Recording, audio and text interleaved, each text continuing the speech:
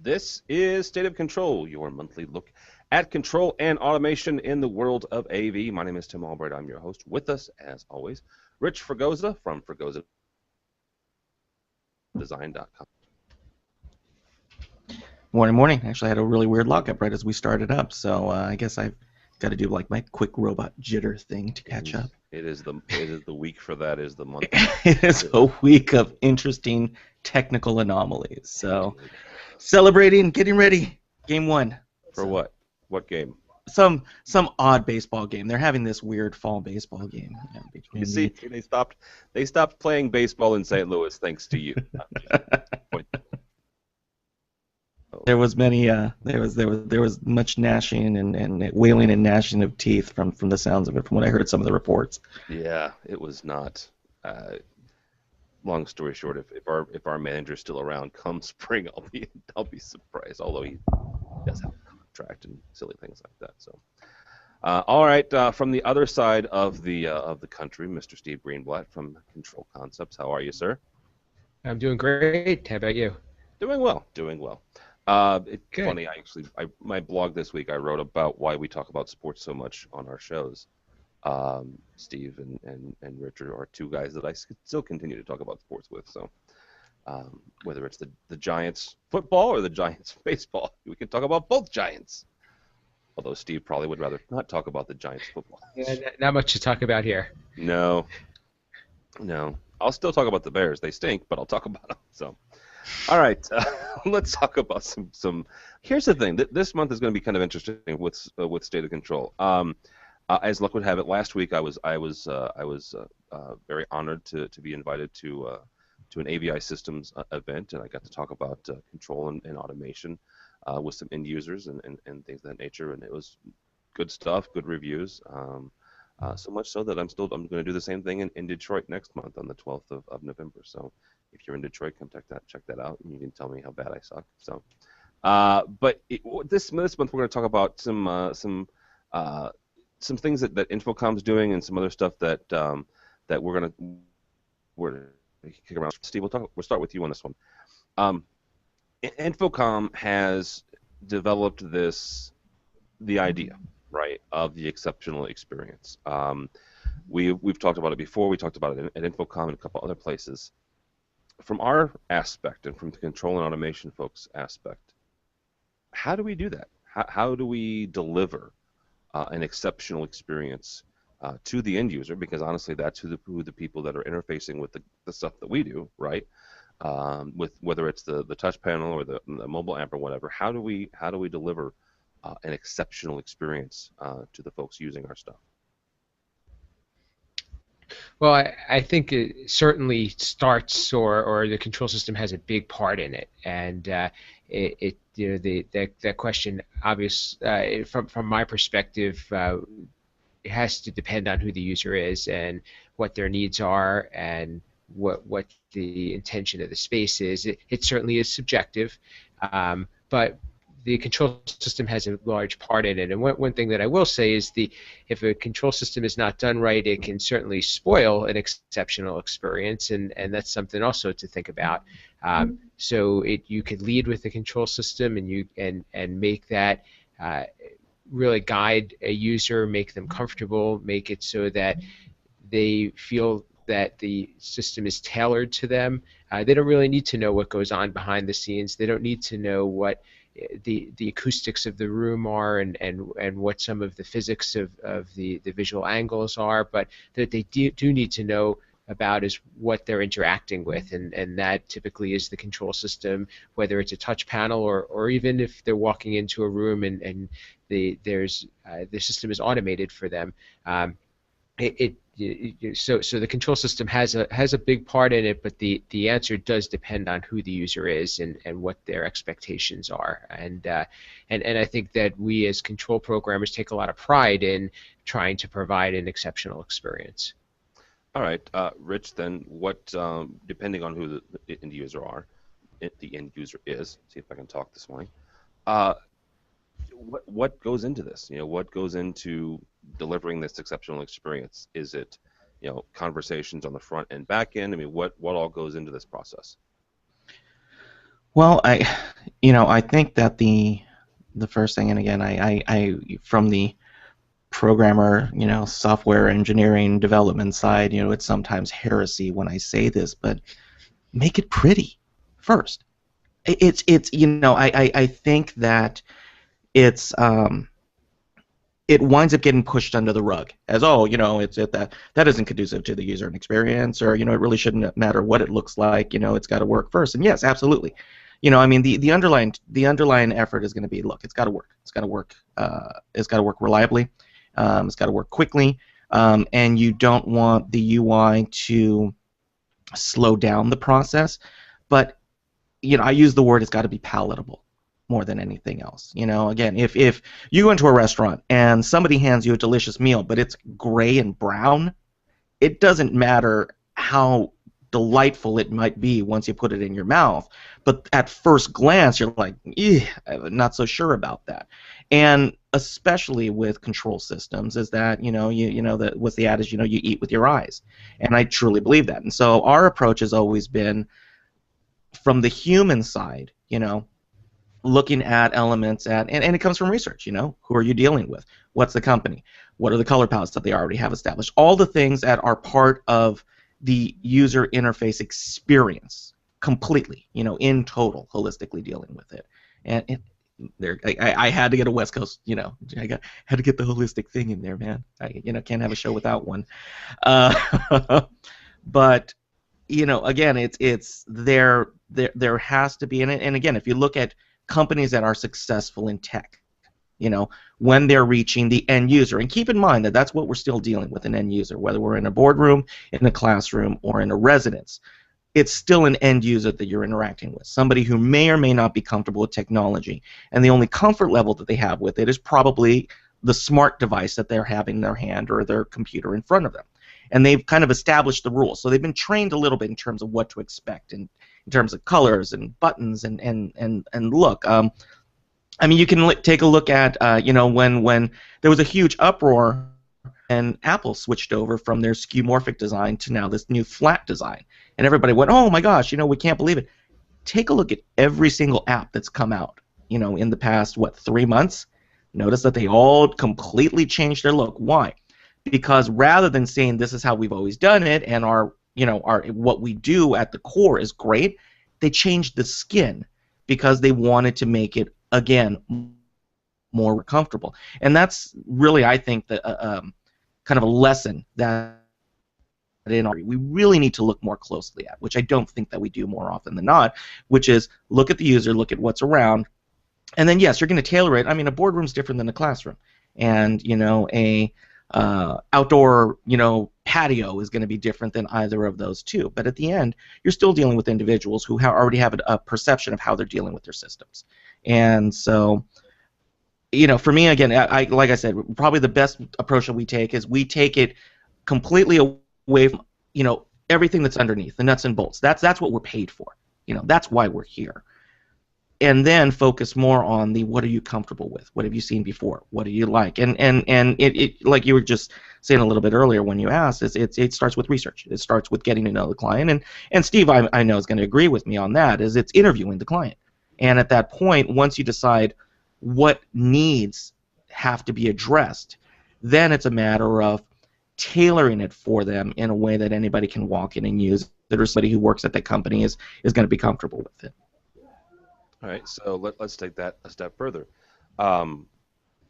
Rich does primarily residential, and Steve is more in the commercial education. Who are we talking to then? I mean, Steve, we'll start with you on this. Who are we talking to as the end user? Is it the purchasing agent? Is it the CEO, or is it someone in between, or is it a committee? As much as I hate suggesting that, because sometimes too many, the old saying, too many cooks. But who is it that we're talking to? Sure. Well, I'll start off just by saying first, there's always this debate as to which one's more complicated, commercial or residential. And one of the things that I start with is that the big difference is that commercial, you have to cater to the masses. We have to provide a solution that is going to be good for many different types of people that walk into a room, and really follows best practices and guidelines, and has a bit of a proven history. Whereas residential, if one person is paying for it, they get what they want typically. I'm sure you have to we have to guide them properly, but I think the rules are a little different. So to answer your question, I think that it needs to be a consensus, but it doesn't really always have to do with what the user thinks that they want, and that's one of the things that I try to always discuss. So in an ideal situation, it'd be great to sit at a table with a representative from a user group and a representative from a technology manager group from an institution, and be able to present with them what we think is a good solution. And usually we start with that as a basis, and then we work forward. And I think one of the angles that we have to take is, this is what we have done in the past that has been successful, and I think that usually is a good starting point for them, because a lot of times their experiences are going to be a lot more limited than what we encounter, and to follow along and just deliver what the user is asking for is not always what's best for them. That's true. And the one thing I'll say about what's more complicated, what's harder, I've seen Rich Fregosa's programs. I'll program a boardroom any day. Oh, me too, without a doubt. Yeah, that's the difficult part, is the back end. So, all right, Rich. With the exception of the obvious answer of the homeowner, who are you talking to when it comes to the interface? Homeowners obviously definitely part, but we like to interact with the design team whenever possible. Because again, it's and again, I'm finding we do also do commercial, and primarily we're like executive boardroom, or we wind up being in not necessarily kind of the for the masses rooms. So we wind up being working from a residential side into a commercial application, but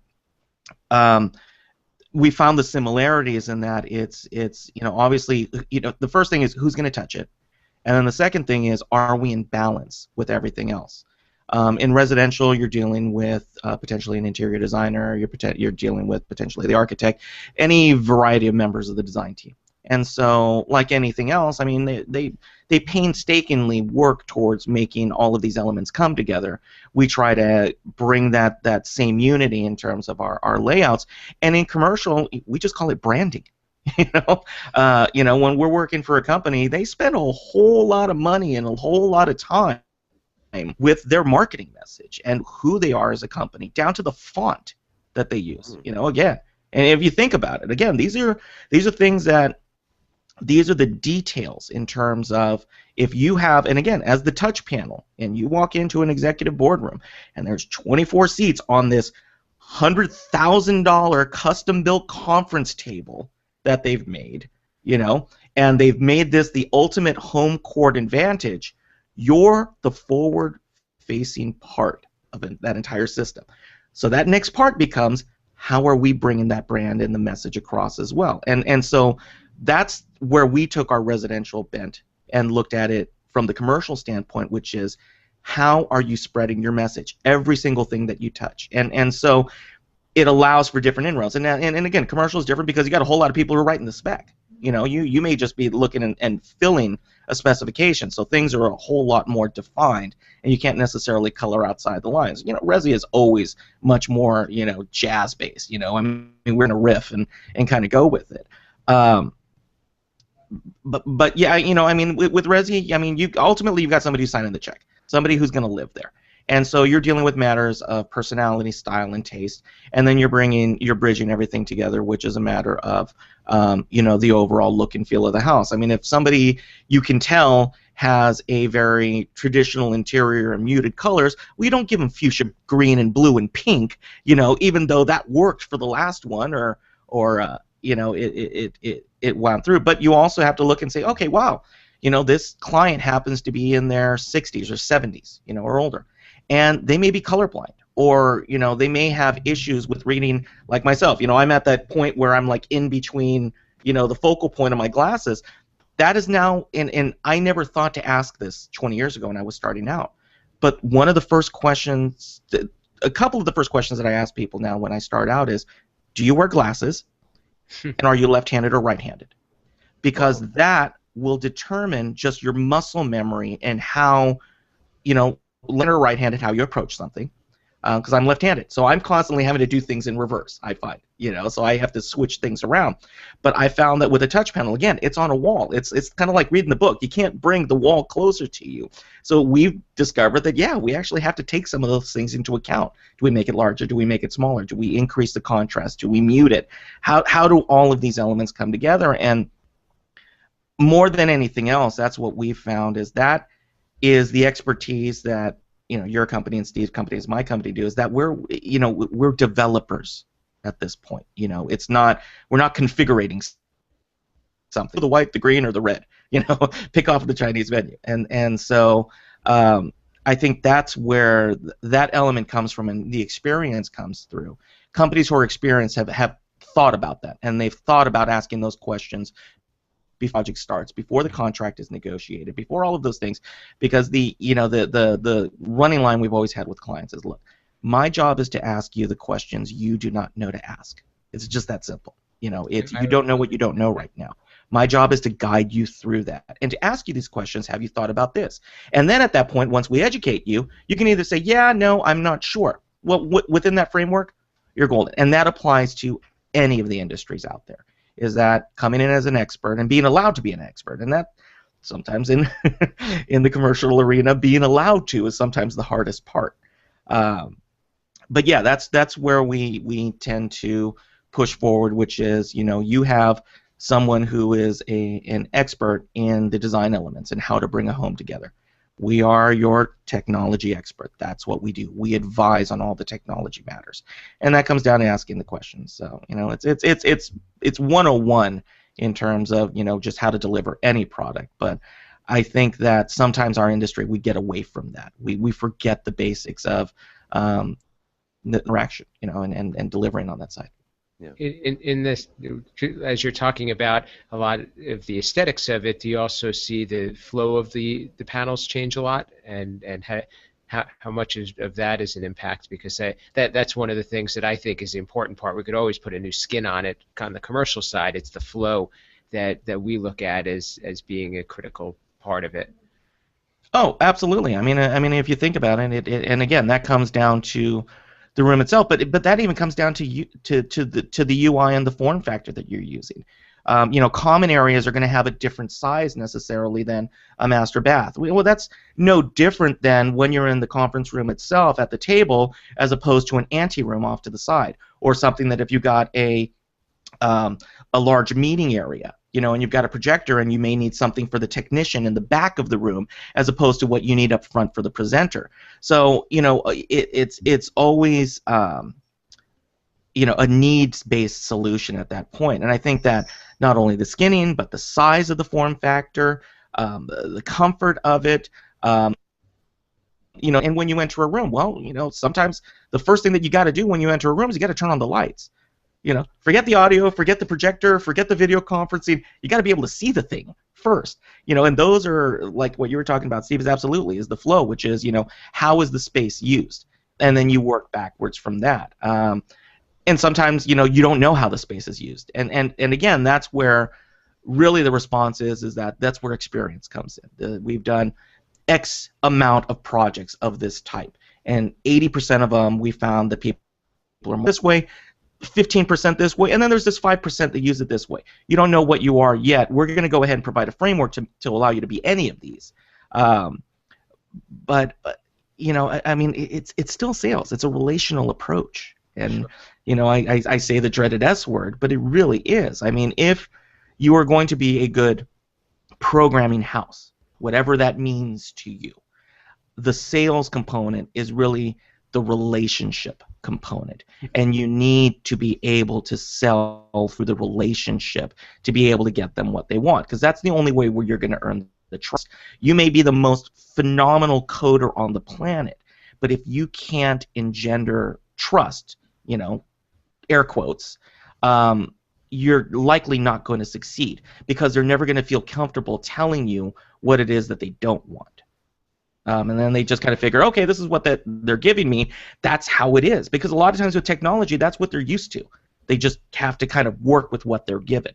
And so, I think exactly what Steve was saying is that flow is an important part. And again, but that stems from the underlying part, which is then the foundation, which is you've built a relationship. You feel comfortable enough being able to say, let's talk about how this is used before you even talk about the first button that goes on there.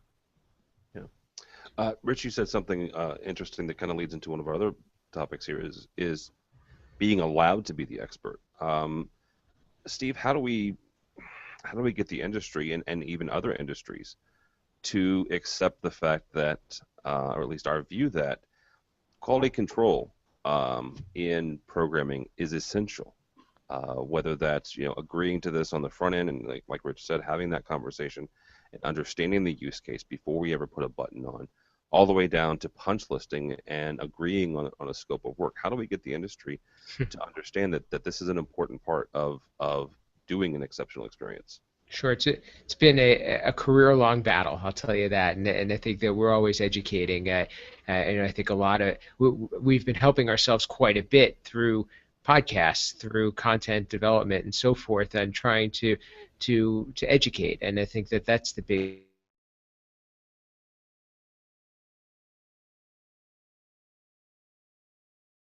There's a lot that goes into programming a system that has nothing to do with writing code. Everything from being able to prove out that a design is going to work, to identifying that the right equipment is chosen for the application and that it can do what is intended. And I think we all have some type of an approach to doing some submittals, whether it's just sending screen captures or doing a demo or putting together a document that explains how the system is going to work. I think we all must take that upon ourselves to do, and some projects require it, but it's certainly a number one best practice, because you need something to fall back on to be able to say that this is what we said we were going to do, and this is hopefully what we delivered upon. But in terms of getting people, getting the audience and getting the users or the consumers to understand the expertise that we have, I think that we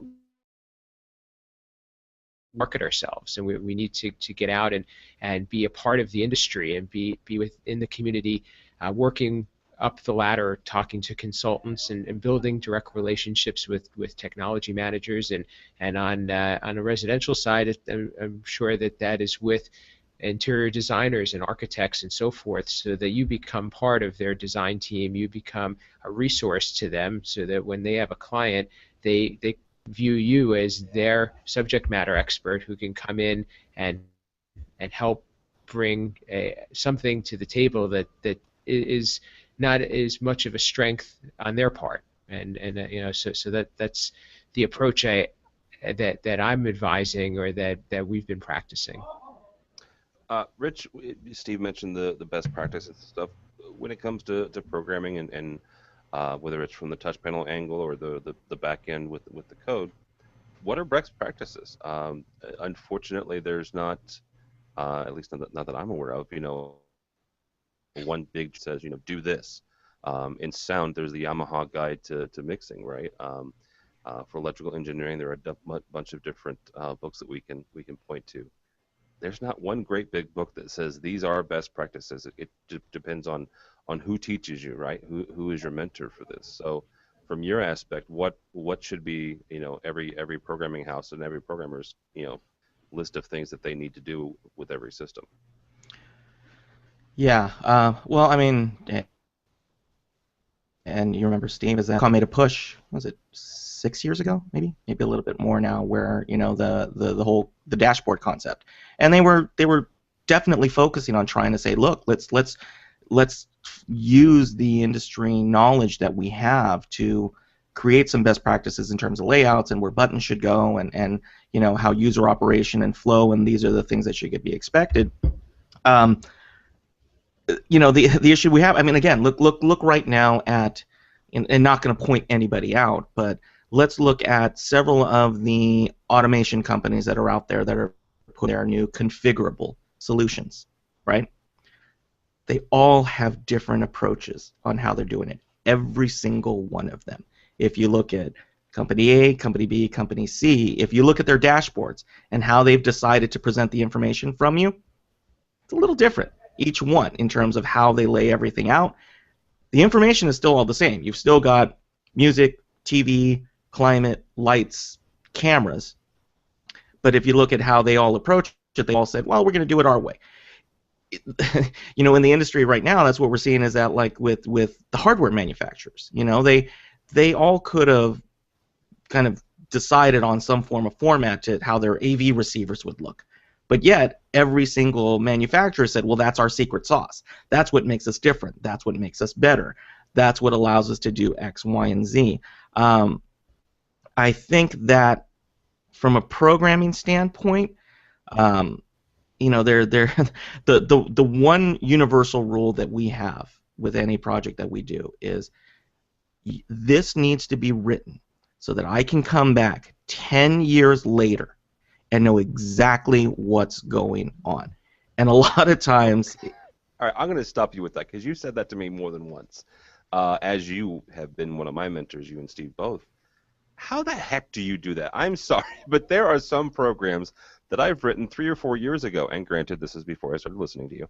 But I have no freaking clue. I have to get out the drawings and stuff. How do you do that? How do you make sure that you can read your own, you know, your own programming several years later? It takes a while to develop a style, but I mean, computer science 101. I mean, that one is that you know, you got to be able to read what you wrote, and you got to be willing that somebody can step in and read what you wrote. Yeah,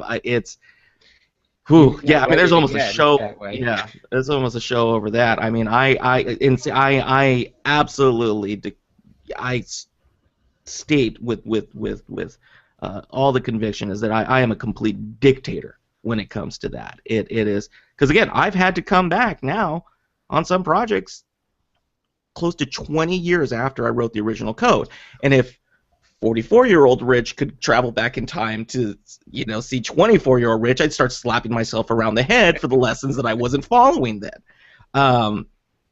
You know, and again, especially with, as an example, and you know, we offer, you know, and we put the pressure on ourselves on this one because we offer what we call a conditional lifetime warranty on all our programming. It's like, look, if I broke something and I don't find out about it until 5 years after, I'm going to go back and fix it. Because I broke it. It was never right to begin with in the first place. So we wind up putting the pressure on ourselves to say, well, we got to make it right the first time, and we need to be able to cover it. And every single you know, programming suite that we have out there has the ability to annotate your project inside the project itself. It just takes time, and it takes a matter of going to instructions together, and again, it winds up being also a company best practice thing. I think that what you do for a 1 or 2 man shop is completely different than for a 20 man shop. You have to have the ability to put the documents together to scale. I mean, the good news, honestly, is that there's lots of software development tools out there that do it for you automatically. I mean, just revision software, you know, software versioning allows you to do a lot of that these days, and these were tools that we didn't necessarily have a lot of years ago, but we borrow a lot from the existing tech industry that's out there. I mean, we've gotten to the point where I'm really tired of reinventing the wheel just because we're in the AV industry and not the IT industry or the tech industry, and so it's a matter of saying, look, they're doing it right. I mean, we're a decimal point correction in the greater tech sector. Yeah. So if they're doing it better, let's find ways that we can adapt what they do to our market instead of constantly, you know, readjusting it and readjusting and readjusting it and kind of baking the cake from scratch every single time. But in terms of best practices, I mean, obviously, document everything, keep it together, keep it in a place that you can actually just hand over the package, you know, every time you think that, oh, in a rush to get something done, you know, we'll get back to that later, stop and do it now. That's the biggest one that we've come across because it's always bitten us in the end. It's like, oh, you know, we're rushed, we're on deadline, we've got all these things to go, we'll get back to it. You never do. And at that point, you wind up creating, you know, and again, if you're a third-party programming house, your money is made on delivering product, software, and then getting on to the next one and getting paid and getting on to the next one. You start building enough time bombs for yourself over time where you poorly document, you don't annotate your code correctly, you kind of do weird one-offs just for the heck of it. Your profitability on a project, because again, and again, one of the lessons I think I always kind of talk about this one is that your profitability on a job isn't the moment you get paid. It's over the life of the project. How many times do you have to go back? Because every single time you're going back, you are just hemorrhaging drop by drop that bit of profitability keeps your company going. And as you do it longer and longer, you have more projects in the pipeline. All of them are dripping all over the place. Sooner or later it can get overwhelming to you. So we stress, just focus on doing it right. It's not always easy, but take the time to do it. Okay. All right. We're going to wrap up the show with this other little piece of hot news and stuff. At CEDIA 2014, all three of us were in attendance there. Crestron unveiled what Ping is, P-Y-N-G. It is a configuration piece from them. It's a piece of Ping hardware that interacts with an app that you get either on an iPhone or an iPad. I believe I don't think they have an Android app yet. Not yet. They will be coming out. Yeah. They're just focusing on this right now. But it's configuration, right? It's an all-in-one configuration piece. And some of the consternation that came out of that was, it's the end of programmers as we know it. The end is nigh. Hang up your hats and go do something else. Become an accountant or something, you programmers. So, since us three are programmers, Steve, we'll kick this off with you. How much truth is that? I mean, is it the end of programmers as we know it? Or is this just another piece that Crestron has released that makes it easier for some folks to do certain types of projects? I definitely can't take the sky is falling approach.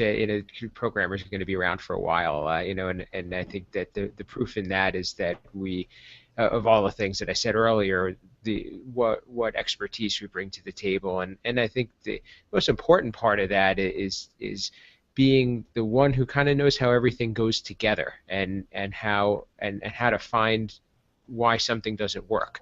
And that's what we see a lot. We're relied upon quite a bit for just plain troubleshooting and knowing the equipment and knowing devices, and there's more devices that are made by control manufacturers that aren't even control pieces. So all of those tend to fall under our umbrella. But the impact of Ping is, I think, a good one on some levels. I mean, it's making easier stuff easy, and that's not stuff as independent programmers that we've really encountered very often.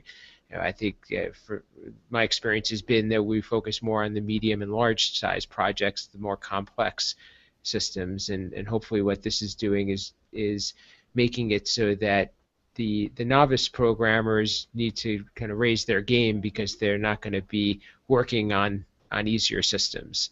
But I wrote an article about it, and one thing that I did like about Ping is the ability for the user to make easy little changes that are on their own, and that's something that we're starting to build into some commercial systems by coding it in and on a tech page and so forth, being able to label your own buttons and being able to show and hide things, and those are things that I think are some value adds that Ping kind of brings to light, and for us, one of the bigger complaints that happens a lot is, why do I have to pay a programmer to make this easy change? So that's kind of been the answer to that, and you know what, it's a win-win because it looks good. We provided extra value. It could be a selling point, and we really don't want to be doing those easy changes either, because honestly they take a lot of time. Anytime you have to go in and change and recompile and load and all that stuff, it takes a lot of time, and there's no two ways about it. No, that's true. All right, Mr. Fregosi, you'll have the last word. Is Ping the end of programming as we know it? No, not yet. Oh, jeez. Why not yet? Um, and it was interesting. We had a conversation a little while ago. There was an article written in one of the industry magazines kind of about this. It's kind of the sky's falling. I was quoted in it, and I know it caused a little bit of consternation in the community over it. I don't know what you're talking about.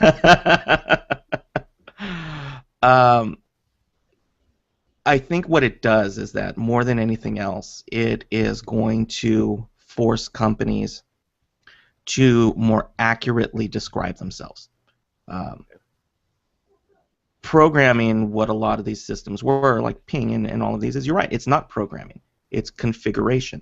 It's designed for that, for configurable solutions. Any of the other companies, I mean, again, Control4 launched Composer Express, and Savant's got their other version, and you've got Bitwise controls and URC. I mean, you've got dozens and dozens, and that's not even counting Revolve and all of these other Kickstarter versions of configurable solutions that are out there. What it's going to do is it's going to cause companies, I think, to better establish their identities as to what and who they really are.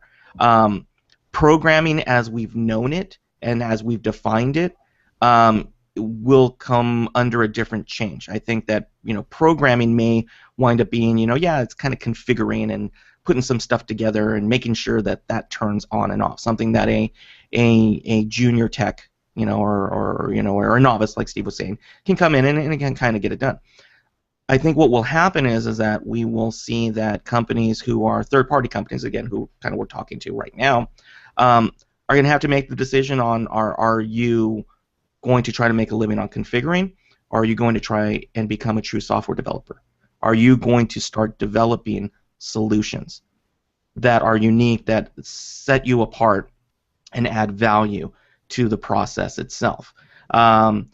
Because again, I mean, in Resi, it's great because it takes a lot of the headache out of just little things like, oh gosh, I wanted the dining room sconce at 24% instead of 29%. You don't need to call me for that. It takes away time that I could be spending and budget that I could be using towards something far more special, far more useful, far more tailored for the situation. And so, what it's going to do is there's going to be a larger chasm between the two. Is that you have the entry side of the configurable stuff, and then you're going to have true software on the other side, and established companies who are saying, we're going to differentiate ourselves, and we're going to focus on providing unique and useful solutions, and focusing all of our resources on that, and marketing ourselves as such. And right now, we all kind of fall into this gray area of programming. So yeah, I would be happy to see the term go away, because it really doesn't explain who we are. And Steve's written on it several times. We do so much more than just sit at a laptop and type commands. I mean, that's just one of the tools in our tool belt. There's so much more, and I think it's a necessary shakeup, because again, I've said it over and over. Our industry as a whole has an identity crisis, and I think from the programming community, there's almost this self-loathing that comes at times, because they're like, I don't want to just be the programmer. Okay, well then, set yourself apart. Show why you're not. Yeah, absolutely. That's my take. All right, and that's a good way to end it. So that's going to do it for this edition of State of Control. With us has been Steve Greenblatt, Chief Everything at Controls Concepts. Thank you, sir. Thank you. Thank you. People get a hold of you or Control Concepts? Our website is controlconcepts.net. It can be reached in social media at Steve Greenblatt on Twitter, LinkedIn, Google+, so forth, and also doing a little bit of writing for Commercial Integrator, so check out a piece got published today, actually. Very cool. What was it on? Programming, of course. The evolving role of the programmer, actually. Oh, very cool. Also with us is Rich Fregosa, fregosadesign.com. Where can people find you, sir? You can find me on the interwebs at fregosadesign.com, on Twitter at rfregosa. You can see me occasionally on cepro.com. And obviously today on Uncle Richie's Fireside Chat. See, as I monopolized most of the screen time. But yeah, a couple of different places, and always happy to be here, and I guess potentially be part of the AV Nation broadcast this week again. We'll see. Yes. Yeah, I have to wear a San Francisco Giants hat this Friday. So An honorable man. He's Hey, honoring well, his you man. know what? I own up to my bets in a case of. I think I'm gonna do Schlafly's actually. Schlafly's is a pretty good microbrew here in St. Louis. You'll look. My wife says you will look fantastic in black and orange. My wife does not. Just for the Well, All it right. is Halloween, so It is Halloween. Yeah, you'll be able to spin it Oh, that way. yeah, it is Halloween. So, I actually get to. My son and I have the last few years have teamed up, and whatever he is, I'll do a complimentary character. Last year he was Darth Vader, so I was Obi-Wan Kenobi, and this year he wants to be a zombie, so I guess I'll be a zombie as well. So Or you can be the brains that are eaten. So you could be there the we victim. go. Yeah, you could do the whole Walking Dead thing. I could be a sheriff with the gun or something. That'd work. We'll see. We got a week and a half. All right, don't follow me. Go by the website if you would, please. Holy cow, do we have a lot of folks there now with the Red Band Collective, and we actually have a comic strip now. Again, not me, really cool guy. So, yeah, holy cow, this is turning into something halfway cool. AVNation.tv, this program, and a host of others. We have two brand spanking new shows that debut this week. Tony Zotti's doing one over about AV networking called PoE, and our old buddy Phil Cordell has his own show debuting this week. So check it out, avnation.tv, avnation.tv. Thanks so much for listening. Thanks so much for watching. This has been A State of Control.